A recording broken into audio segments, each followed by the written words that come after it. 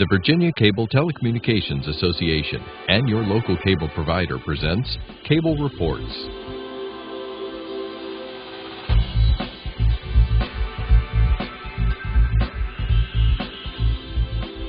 Join us now as Cable Reports brings you up to date on current issues facing the Commonwealth through discussions with your local legislators and other policymakers from across Virginia. From the General Assembly in the City of Richmond, I'm Woody Evans for Cable Reports and Comcast, connecting Virginians to their government. Let's connect you with a delegate who is fiery, passionate, and effective. Delegate Joe Morrissey, good to see you, sir. Woody, it's great to be back. I always enjoy coming down and chatting with you about the doings in the General Assembly. So tell us what's happening in your district, more specifically that part of Henrico County that you represent. Woody, as you know, I represent eastern Henrico County and all of Charles City County and then a sliver of Richmond. And we, like other people in the Commonwealth, are seeing signs of the economy improving. The confidence level is ratcheting up. All of that is a good thing. Of course, we're concerned about, and my constituents are concerned about some of the things that are going on here in this year's General Assembly. But overall, I'd say the confidence level is up. Great. Now, have your committee assignments changed this year? Yes, they have.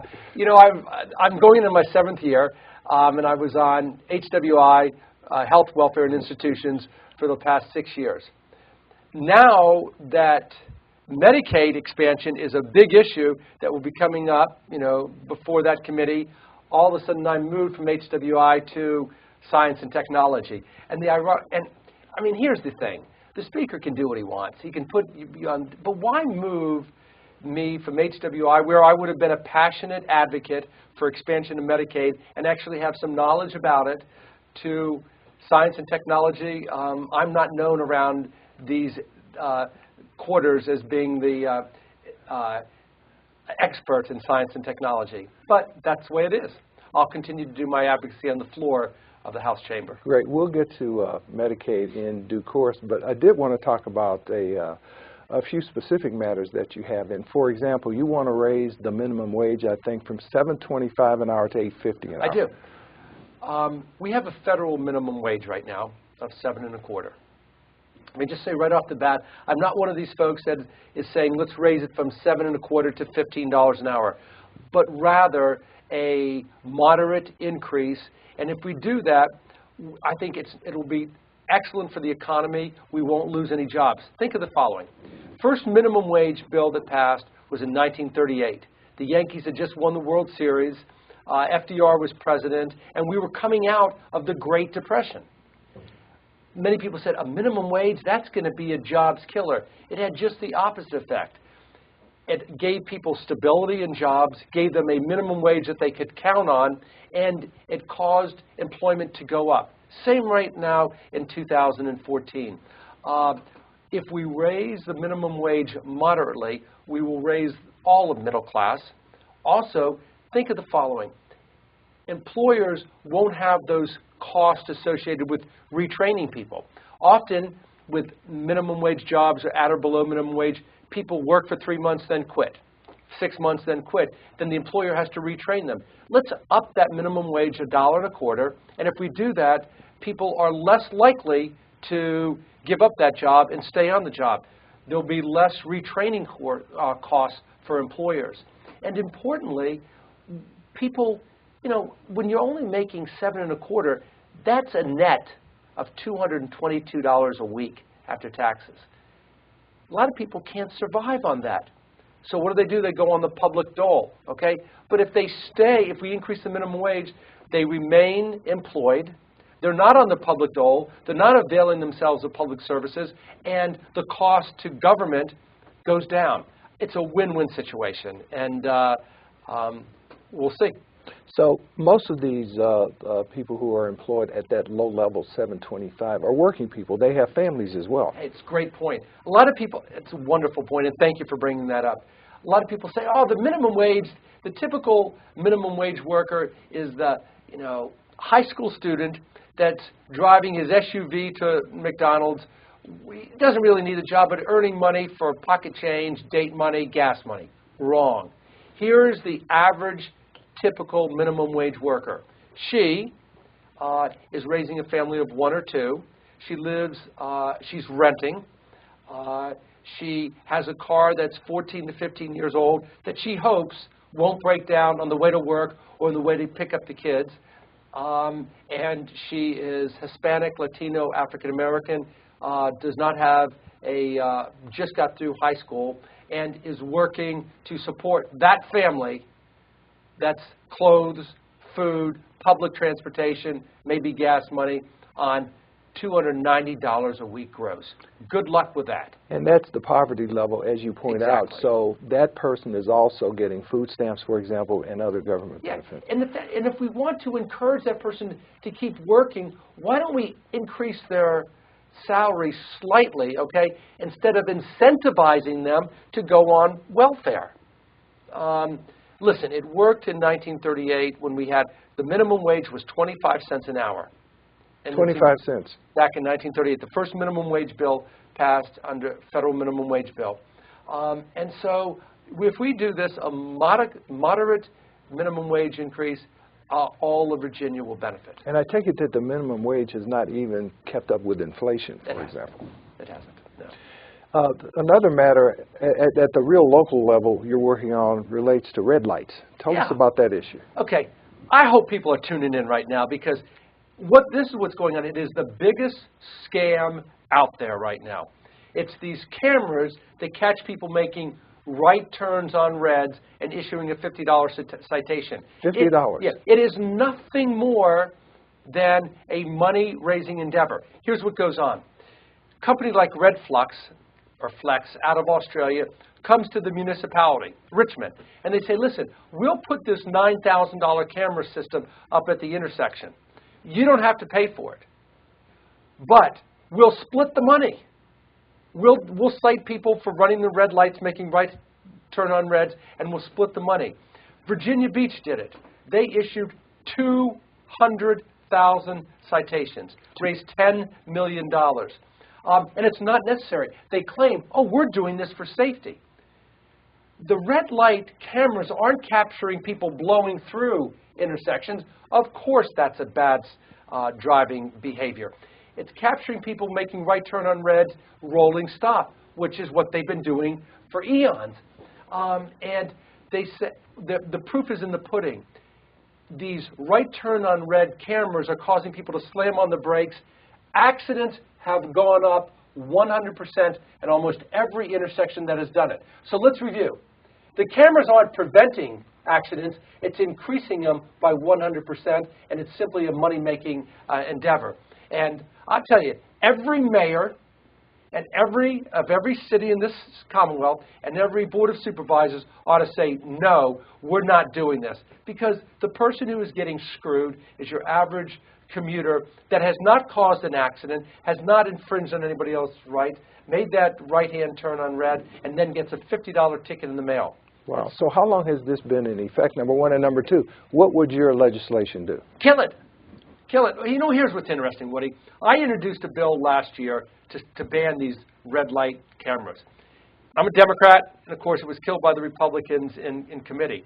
This year, there's a Republican that took my bill and said, you know, we're sorry, we're tired of this big government overlooking you and watching over you, and they've introduced it. So, but my feeling is great, as long as the bill gets passed.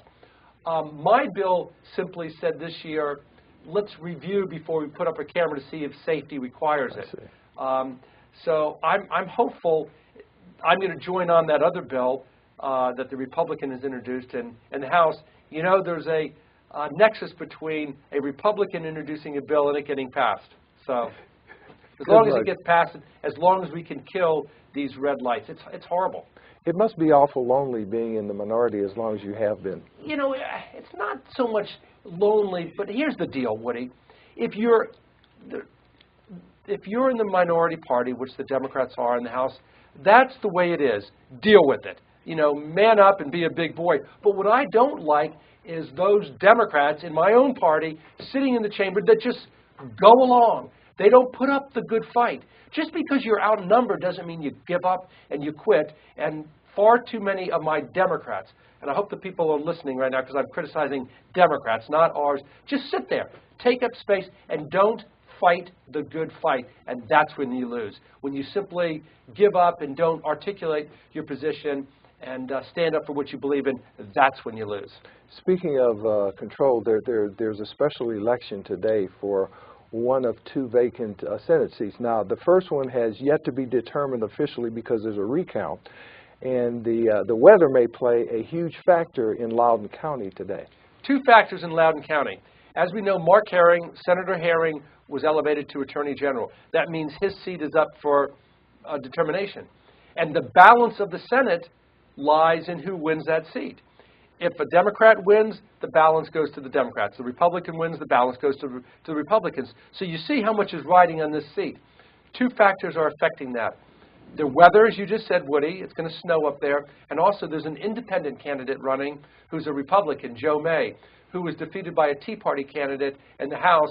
And he knows he can't win, but his entry into the race may tilt the advantage towards the Democrats.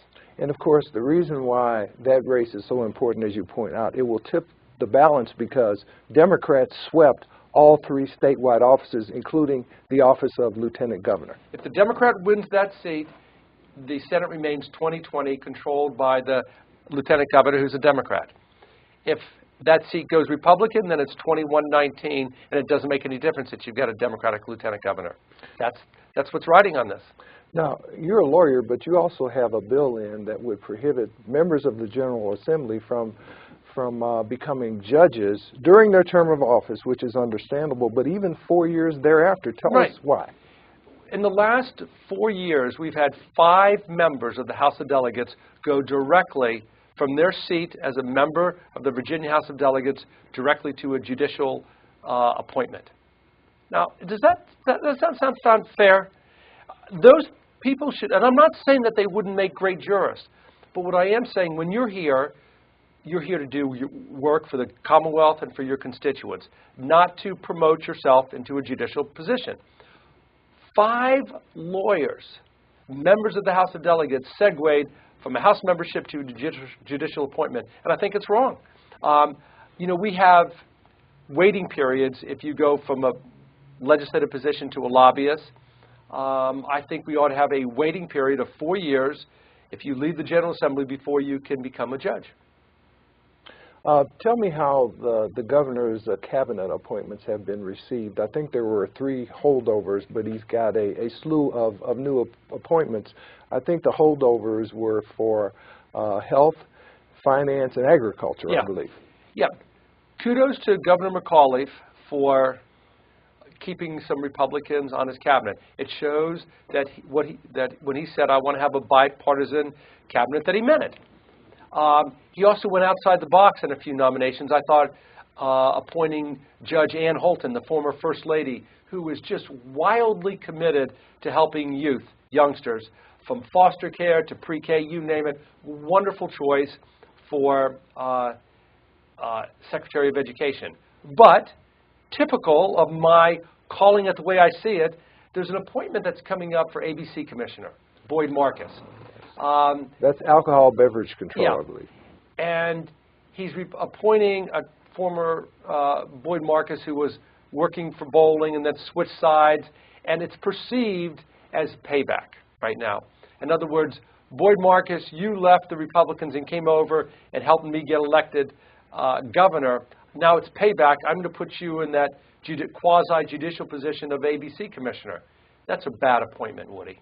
And the governor is going to take some heat, and he should take some heat on that. The person has no he might be I think he's a nice guy. You know, he's good at getting people elected to office, but he has no judicial experience at all, no ABC experience whatsoever. And being appointed a commissioner, that sends the wrong message. I mean, my law partner, Paul Goldman, is good at getting people elected. Yes. Yes. But what's his qualifications to be ABC commissioner? 0. So bad appointment there. So talk to us about term limits. Okay. I've introduced a bill this year to limit the number of years that you can serve in the Virginia House of Delegates. 6 terms, 12 years. That's a long time.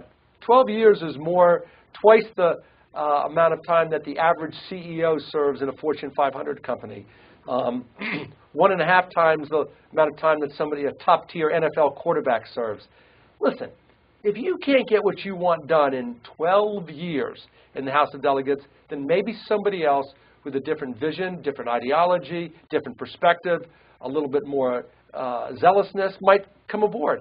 And what's interesting is this. Do you remember back in the 90s, the Republicans and Newt Gingrich had the great contract with America? Yes, yes. The famous signing contract. They brought in these Republicans and said, we will only serve X number of terms. Yes. Because that's it. Then we'll go back to our private lives. But guess what happened? They got elected. And then as they reached the ceiling, when they would have to give up the seat, then they all of a sudden forgot about that contract with America. And they determined that the world or the United States Congress just couldn't get along without them. They needed to keep serving. My bill says after 12 years, you're out. Would you feel better? And 12 years in the Senate. Would you feel better if redistricting were done by a bipartisan commission which would allow competitive races? Would I feel better? Yes. I would get on this table and do a backflip off of it. The number one thing we could do in this country and in the Commonwealth is have competitive districts, have non-partisan redistricting commissions.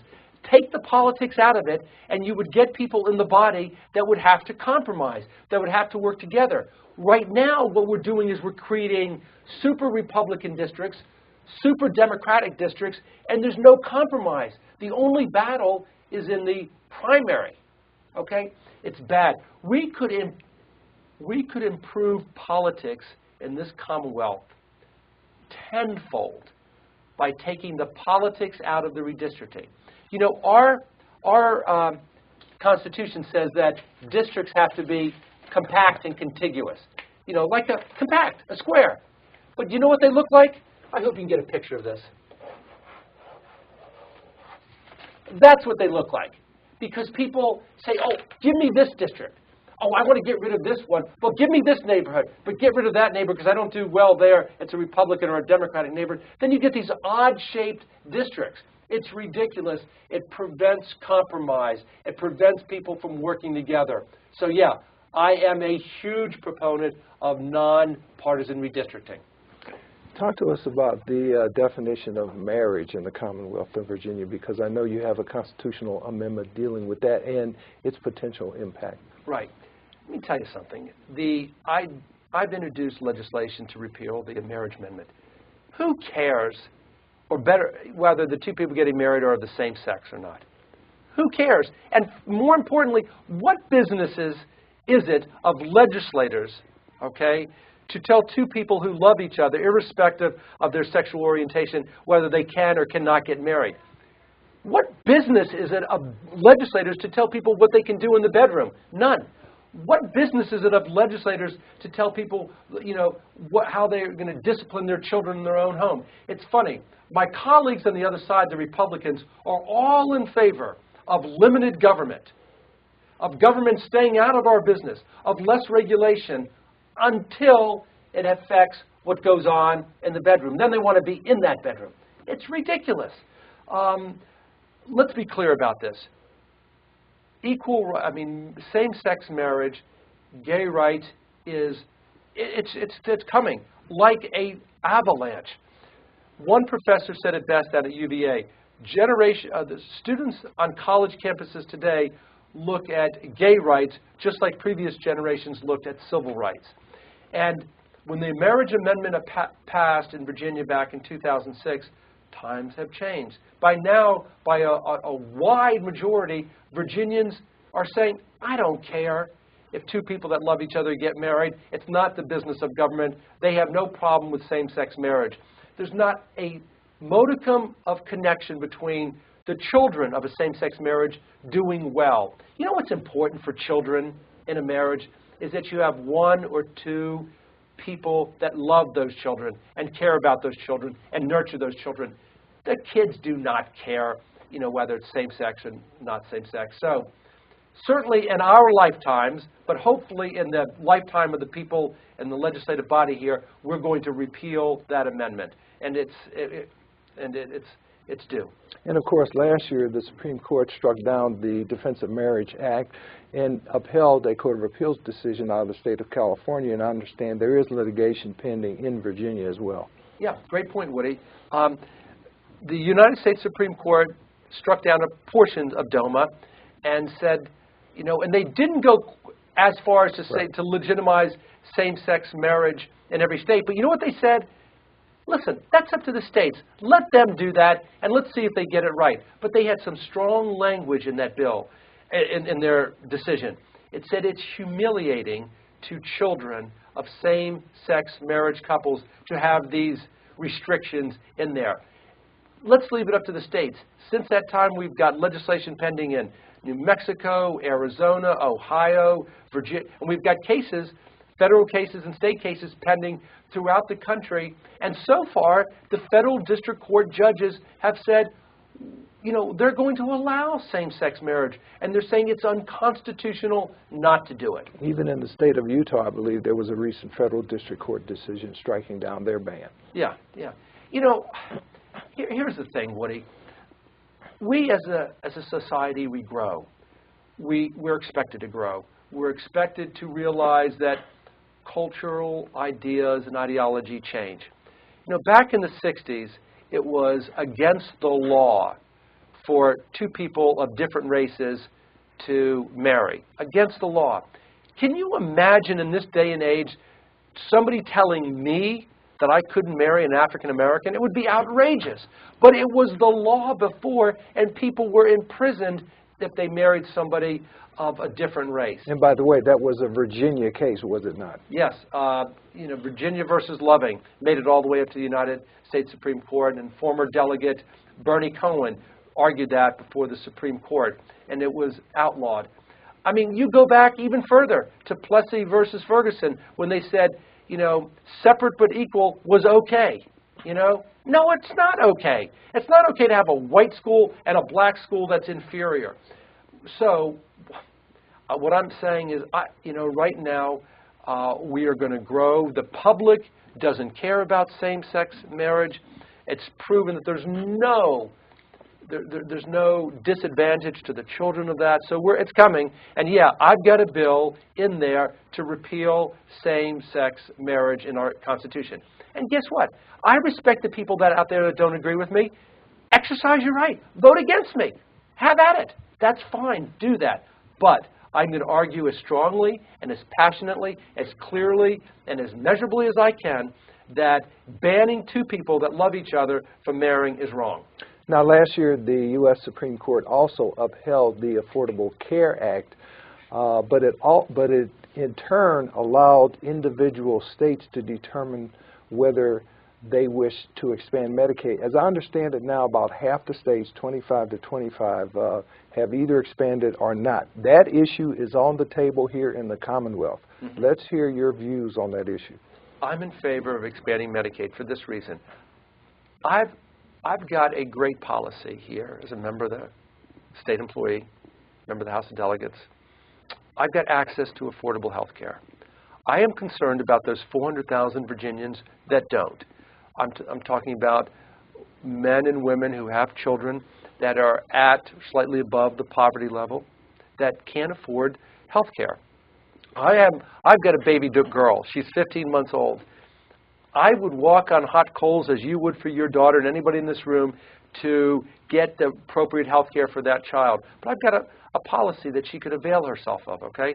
What about the other 200,000 Virginia children that don't have access to that health care? I'm not prepared to say, oh, you know, we don't need to insure them because we're worried about federal government intrusion. I'm in favor of expanded Medicaid, allow us to cover those 400,000 Virginians that are not insured, and put a sunset provision on it, say after 3 years, so that if the federal government doesn't continue to pick up the tab, then we can move back to the status quo. That way we can take advantage of the billions of dollars, put more people on health, on insurance, and then we still don't lose anything.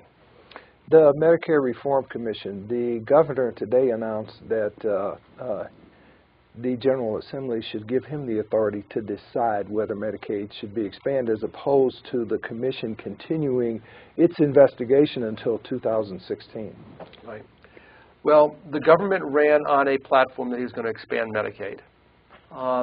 And kudos to him for putting his political currency in there. Okay. However, we have what I see in the House of Delegates as an intractable Republican Party that will not vote to expand Medicaid. They are inextricably opposed to it. I don't see expanded Medicaid getting out of the House of Delegates. I do expect people in my party, particularly Democrats that are serving on the Appropriations Committee, to stand up and fight for it. Okay? Just because you're not going to win doesn't mean you don't stand up and make the good fight. And the wrath of their constituents will come down if they don't make the good fight.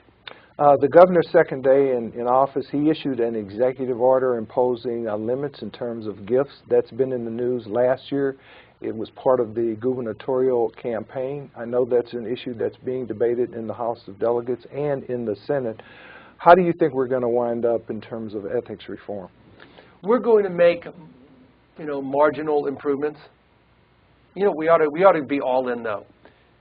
Instead of can't accepting gifts, how about we ban lobbyists from making financial contributions to members of the General Assembly? Now, that would be doing something. Now, let's be clear. All of us, including me, right now take advantage of the law, and we receive contributions from lobbyists. But what about an across-the-board ban? If you're with, such and such large lobbying group for a large corporation, instead of, making a $5,000, $10,000, $15,000 contribution, you can't do that anymore. Then wouldn't that be a good thing? Wouldn't that benefit Virginia? I think so. But we'd have to be all in. Right now, it's a modicum of improvement, and I'm for it. But I'd like to be even more. I'd like to be in even more. Great. Less than a minute left. I want your comments on standards of learning and the needed changes there, if any. We're hearing this on Education Committee right now. There's two approaches. SOLs teach, rote memory skills instead of cognitive process like thinking outside the box. The debate is going on. I think there's going to be some SOL reform. That's probably going to be a good thing. But whole-scale SOL revisions, I don't see that coming. Delegate Joe Morrissey, thank you for being with us. Hey, Woody, it's always great to see you. I love your questions, and I really want to thank you for bringing these little segments to the people in Virginia so they can see where their folks or their bosses are, or the delegates and senators are voting. Great. Thank you for watching Cable Reports, brought to you by the Virginia Cable Telecommunications Association and Comcast, connecting Virginians to their government. Until next time, I'm Woody Evans.